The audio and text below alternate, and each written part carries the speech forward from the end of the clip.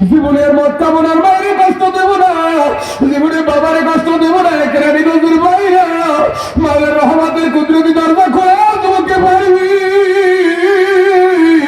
এই যুবক আমিও যুবক, তোমার মতো ৩০ বছরের যুবক।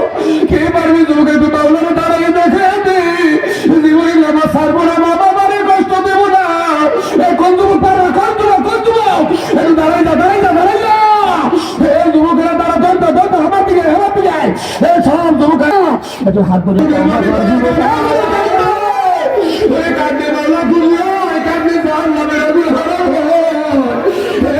চোখের বাড়ি ছাড়িয়ে দেয়, চোখের বাড়ি ছাড়িয়ে দেয়, একটু চোখের বাড়ি ছাড়িয়ে ডাক দিয়ে আল্লাহ, একটু ডাক দিয়ে বাবা আল্লাহ। জীবনে কোনোদিন নামাজ ছাড়বো না, জীবনে কোনোদিন বাবা মারে কষ্ট দেব না। আল্লাহ জীবনে গাজাবাদ খাবো না রে মালিক। আল্লাহ পাগল গুলাতে মারনি। বয়ান স্টেজে নামছি, একটা বাচ্চা ছেলে দৌড়ে আছে, একটা বাচ্চা আমার এই সম্মুখ থেকে আগুন দিয়া আমার বুক পোষা এখানে হাত দিয়ে কিনাচ্ছে আর ডাক দিয়ে বলে, হুজুর তোমার আজকে যাইতে দেবো না, তুমি আজকে আগুন আগুন জ্বালাই এসেছো কলিজের মধ্যে। তুমি কি জানো না আমি মহায়তী, আমার মা নাই, আমার বাবা নাই, তুমি কি জানো না? মা যতদিন বেঁচে ছিল আমাকে কেউ হাত দিতে পারে না। মা না খেয়ে আমাকে কামাই করে খাওয়াইছে, বাবা আমাকে কত কষ্ট করে খাওয়াইছে। আমি মহায়তী, মা নাই, বাবা নাই। আমার আজকে কত জিনিস খেতে মন চায়, কারো কাছে হাত পাতি পাই না। আমাকে মারে, কেউ একটু জামা কাপড় দেয় না। মা বাবা কত কষ্ট করে আমাকে জামা কাপড় দিয়েছে, ওই মা কাপড়ে বাবা কবরে ওই ছেলেটার কান্না থেকে আমি সহ্য করতে পারি না। ভাই যুবক, মা হারাইছো, বাবা হারাইছো, ওই মায়ের জন্য বাবার জন্য বাজার ৫ ওয়াক্ত নামাজ পড়ে একটু দোয়া করবো, রব্বি রহমহুমা কামা রাব্বায়ানি সগীরা। রাজি আছি তো সবাই? রাজি আছি?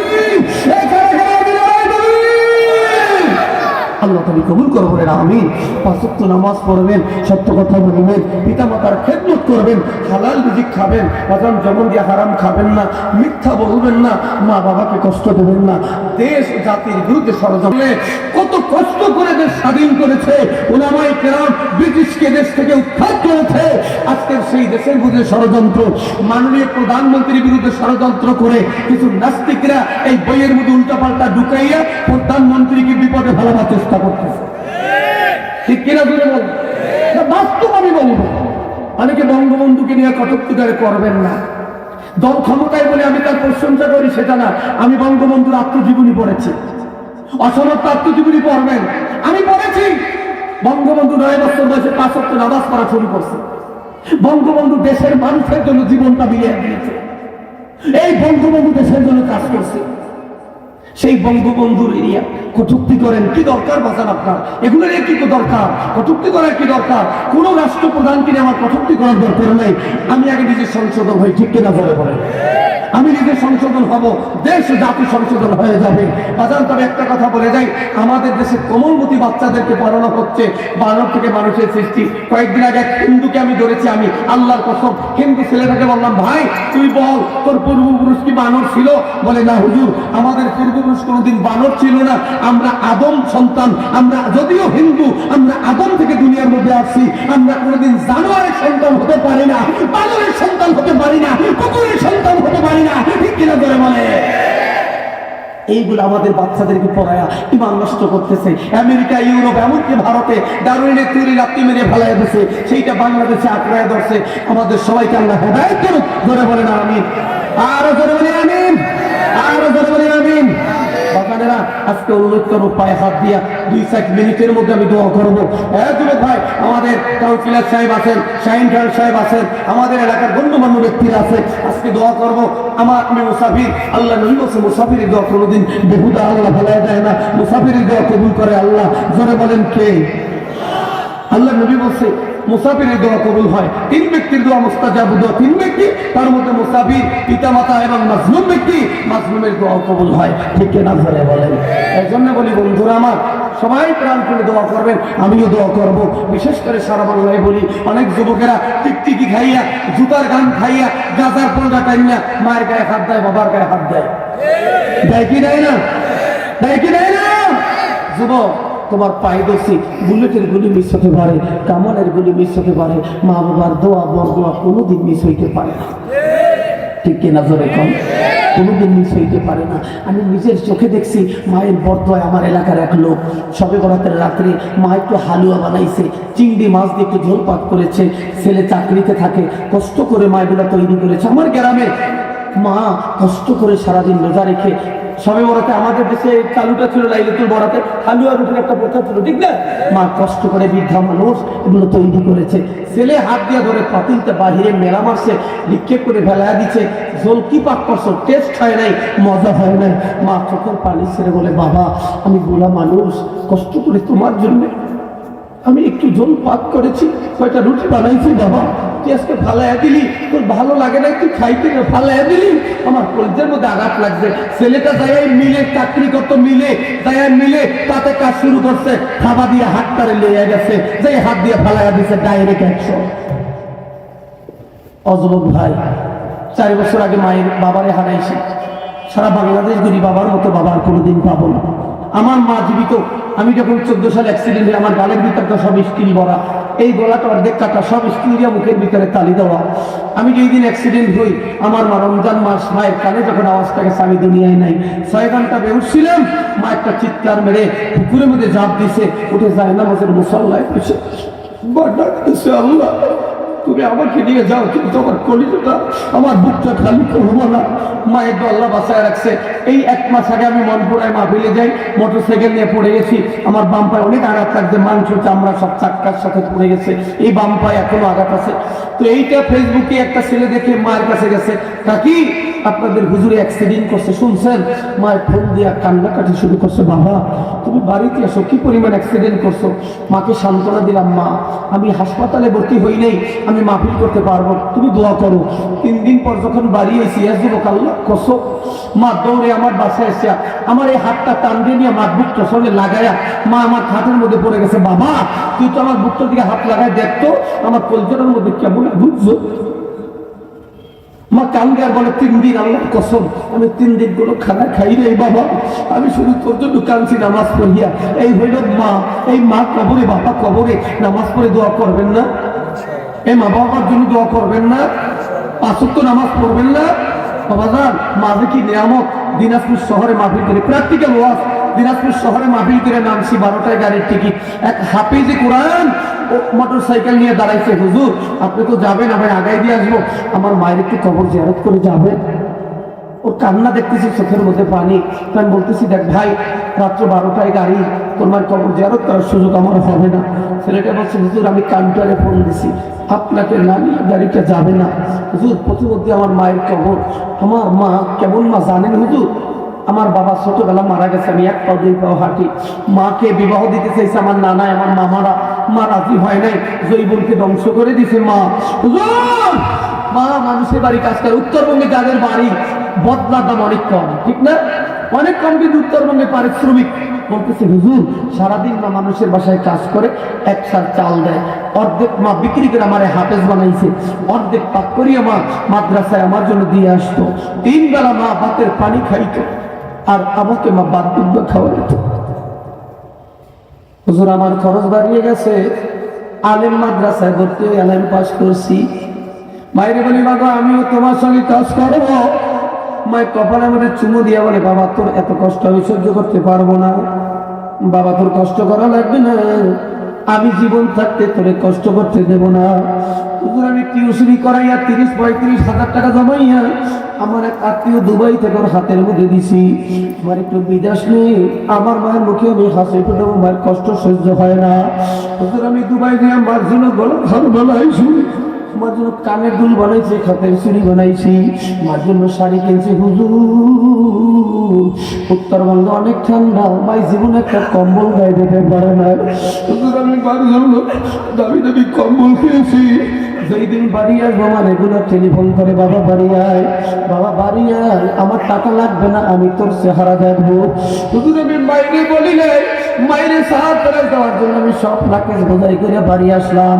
হুজুর আমি ঢাকা এয়ারপোর্ট নাই একটা মাইক্রো গাড়ি ভাড়া নিছি।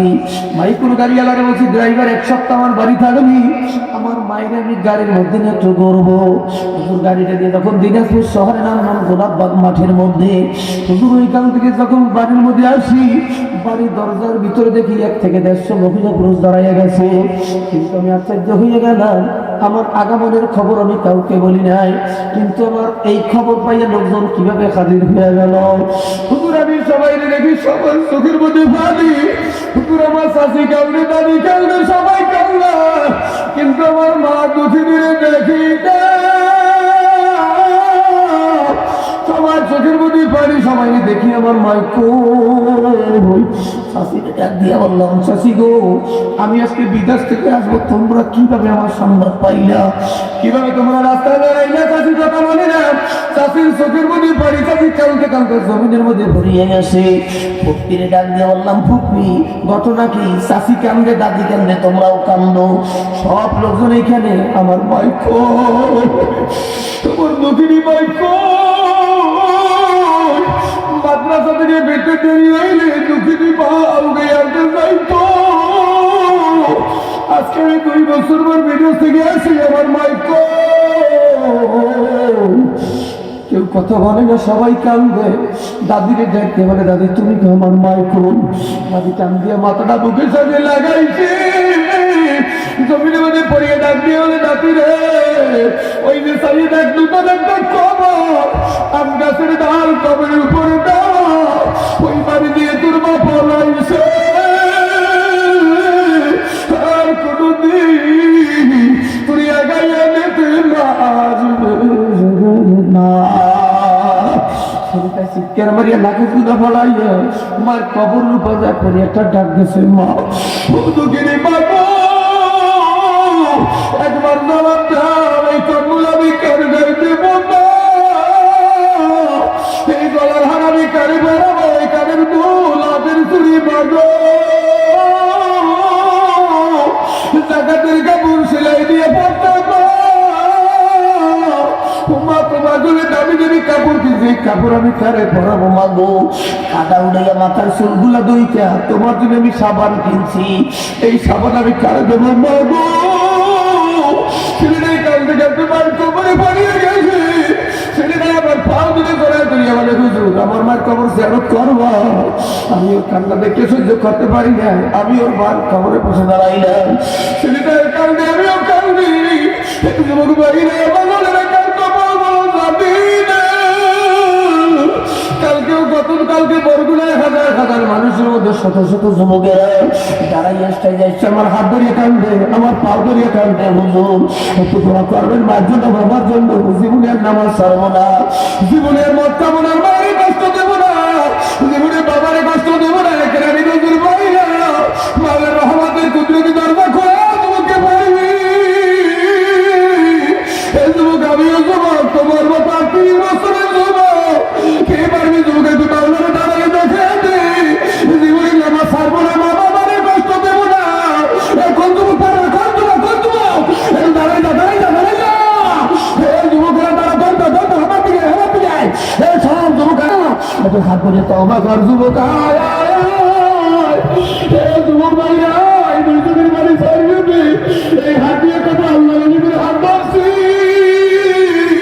এই হাত দিয়ে সর্বরের কেন মালিকের কাছে ধরছি, সারা বাংলায় লক্ষ লক্ষ আনন্দের হাত মিলাইছি, তো যুবকার কপাল কত জানি রে ভাই, রাত্র গভীর দুনিয়ার মানুষের দরজা বন্ধ, রাত্র যত গভীর আমার বাংলার রহমতে দূরের দরজা খোলা,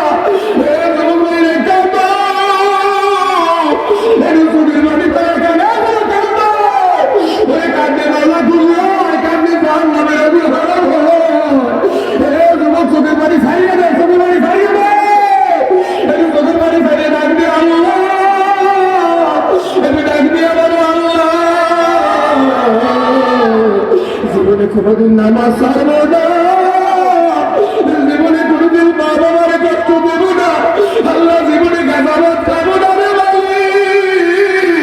আল্লাহ পাগল গুলার তোমার আল্লাহুম্মা আমিন, আল্লাহুম্মা আমিন। সবাই বসে বলি, সবাই বসে বলি আল্লাহুম্মা আমিন। মাবুদ গো, এই ছোট বলি ভাইদেরকে কবুল করিয়ে নাও মালিক। আল্লাহ তোমার বাবারা বানাইয়া কাউকে কবরে ডাক দিও না রে যুবক ভাই, বসে যাও। মুনাজাতের পরে মুসাফা করবো সবাই সঙ্গে। যুবক ভাইরা আমার বগালেরা বলে যায়, আজকের মাহফিলের জন্য মাদ্রাসার মোহতামিম সাহেব আমারে বলছে, হুজুর এই মাদ্রাসার মাহফিলে অনেক খরচ, হুজুর আপনি একটু কালেকশন করিয়ে দিবেন। বাজারের আমি মনপুরায় সেদিনকার মনপুরে অনেক মাহফিল করি, একটা মাদ্রাসায় 10 লাখ টাকা কালেকশন করিয়ে দিয়ে আসছি। নগদের চাইতে 4,52,000, বাকি 6 লাখ টাকায় এই মুন্সিগঞ্জ শ্রীনগর একটা মাদ্রাসা আমি 20 লাখ টাকার মতো কালেকশন করছি। এক যুবক দিল 10 লাখ, ওই গৌরীপুরে একটা মাদ্রাসায় 17 লাখ, এক মুরব্বী দাঁড়ায় দিল 7 লাখ। আজকের এই ময়দানের ভিতরে কার মা নাই, কার বাবা নাই, ওই মা বাবার নাজাতের জন্য, জান্নাতে বাড়ি বানাবার জন্য, মাহফিলের খরচের জন্য একটা পাগলকে আছেন নগদ, বাকি না নগদ একটা হাতকে দেখাইতে পারেন। হুজুর আমি আজকে 5,000 টাকা কোরআনের মাহফিলের জন্য দিয়ে গেলাম। আল্লাহ বাবা এমনি বাড়াইয়া দেবে। আমি মুসাফির মানুষ, প্রাণ খুলে দোয়া করবো এই ময়দানে 5,000 টাকা দেওয়ার মতো মাত্র একটা পাগল কারে আল্লাহ কবুল করবে জানেন? একটা হাত। এই 5,000 টাকা দেওয়ার মতন একটা পাগল সে আসেন। বাজার কত টাকা মিথ্যা মামলায় যায়, কত টাকা ডাক্তারের পিছনে যায়, ওষুধের পিছনে যায়। আজকে আমি মুসাফির প্রাণ খুলে দোয়া করবো এই বাজারে 5,000 টাকা দেওয়ার মতন একটা পাগল সে আসি। এই বাড়ি এই গাড়ি নারায় টানবি, নারায় টানবি। কি নাম ভাইয়া? বাবুল ভাই। আল্লাহ তুমি কবুল করো, জোরে কেন আমি আর একটু জোরে বলেন আমি, জোরে বলেন আমি। আল্লাহ হায়াত করে দাও, রিজিক করে দাও, যারা কবর মাফ করে দাও, জোরে কেন আমি। আল্লাহ নবীর একটু স্বপ্নে দেখায় দাও, জোরে বলি আমি। এই বাজার নগদ 2,000 টাকা দেওয়ার মতন একটা পাগল কে আসেনি। মায়ের জন্য 1,000, বাবার জন্য 1,000, মাত্র 2,000 টাকা দিবেন এরকম একটা পাগল কে আছেন বাজার? নারায় তাকবীর। এই লোক না ভাই দেন না যে হাত জায়গায় তার কাছে যাই। ভাইয়ের নাম কি? কি নাম? ফারুক হোসেন। আল্লাহ আমার ফারুক ভাইয়ের কবুল করো, জোরে বলে যাবে। আল্লাহ হায়াত বাড়ে দাও, রিজিক বাড়ে দাও, আল্লাহ তারা কবরে মাফ করে দাও, জোরে করে আমি। আল্লাহ আমার নবীর বিবাহের সাথে দেখেন জাহান্নামের আগুন হারাম হয়। আল্লাহ নবীর একটু স্বপ্নে দেখায় দাও, জোরে করে আমি। 2,000 টাকা আর কি দিবেন? 2,000 টাকা নগদ মা বাবার নাজাতের জন্য, জান্নাতে বাড়ি বানাবার জন্য 2,000 টাকা আর কি দিবেন? একটু হাত জায়গায় দেন, আল্লাহ কবুল করবে, আল্লাহ উন্নতি বাড়াই দিবে, আল্লাহ মিথ্যা মামলা থেকে হেফাজত করবে, আল্লাহ মহামারী থেকে হেফাজত করবে। 2,000 টাকা বেশি কিছু না ভাই। এতগুলা মানুষ বাড়ি নিয়ে দোয়া করাইতে আপনি 20,000 টাকায় পারতেন না। আজকের প্রাণ করে দোয়া করবো, মুসাফিরের দোয়া কবুল হয়, কোনো সন্দেহ নাই। বিশ্বনবী বলেছেন আমি সেই মুসাফির। কি নাম ভাই? আক্তার মিস্ত্রি। আমার ভাইকে আল্লাহ কবুল করুন, আল্লাহ হায়াত বাড়াই দাও, রিজিক বাড়াই দাও, জোরে বলে আমিন। আল্লাহ তুমি কুদরতি ক্যামেরা ছবি উঠাও, জোরে বলে আমিন। সিস্টেম বলে না, এটা তো নগদ কালেকশন, খাতাও লাগে না। যে হাত জাগাবে তার কাছে যাবেন, যে হাত জাগাবে তার কাছে যাবেন, আল্লাহ কত দান করবে। 2,000 টাকা বাঁচান আর কে দিবেন? আল্লাহ কোরআনের জন্য, জান্নাতে বাড়ি বানাবার জন্য। মা যদি বেঁচে থাকতো বাইরে খাওয়াইতেন, বাবারে খাওয়াইতেন। আমি মাঝে মাঝে আব্বা বেঁচে থাকতে অনেক বড় বড় মাছ কিনে আনতাম, 5 কেজি 7 কেজি 10 কেজি ওজনের মাছ। যখনই আমার চোখের সামনে পড়তো আমি আমার বাবার সামনে হাজির করতাম। আমার বাবা আমার জন্য কত যে দোয়া করছে। বাবা নাই, মাঝে মাঝে বড় বড় মাছ কিনি, তার চোখের পানি পড়তে থাকে। আজকে যদি আমার বাবা থাকতো, আমার বাসায় ঢুকতো, বাবা আমার বাড়ি দেখে, আমার সবকিছু দেখে মাঝে মাঝে দোয়া করতো। আবার মাঝে মাঝে আমাকে বলতো, বাজান এই বাড়ি গাড়ি দিয়ে কি হবে? কবরে তো কিছুই যাবে না। আমার বাবা যেন আল্লাহর ওলি মানুষ ছিল, এন্তেকালের আগে সবকিছু বলে গেছে। নারায় তাকবীর, নারায় তাকবীর। জুলহাস ভাই 5,000 আল্লাহ তুমি কবুল করো, আল্লাহ হায়াত বাড়ে দাও, রিজিক বাড়ে দাও, আল্লাহ তারা কবরে মাফ করে দাও, আল্লাহ নবীর জিয়ারত একটু নসিব করে দাও, জোরে বলেন আমিন। এত টাকা রাখবা কোথায়? কাবলে যে পকেট নাই, টাকা পয়সা জমিদারি আর কত করবি বাহাদুরি, কাঠ পালঙ্ক সোনার বাড়ি কারে যাবি দিয়ারে কবর দেশে যাইয়া, একলা কবরে কেমনে থাকবি ভাই বন্ধু সারিয়া রে কবর দেশে যাইয়া। সব কিন্তু কিন্তু মিথ্যা। স্ত্রী আমার আপন না। আজকে বাড়িতে জিগাইবেন, ম্যাডাম আমি যদি মরে যাই আমার মরা লাশ লইয়া এক সপ্তাহ ঘুমাইও। ঘুমাইবে বাজান? ঘুমাবে না। ও ছেলে ও মেয়ে ও বিবি, 7 তলা বাড়ি বানাইছি, 5 তলা বাড়ি বানাইছি, আমি যদি মরে যাই সেই খাটে তোমাদের নিয়ে ঘুমাই, ওই খাটের নিচে একটু জায়গা করে দিও, দাপন দিয়ে দিও। দিবে? তাও দিবে না। সব মিথ্যা। এই কোরআনের মাহফিলে কোরআনের বরকতে একটু দান করবো।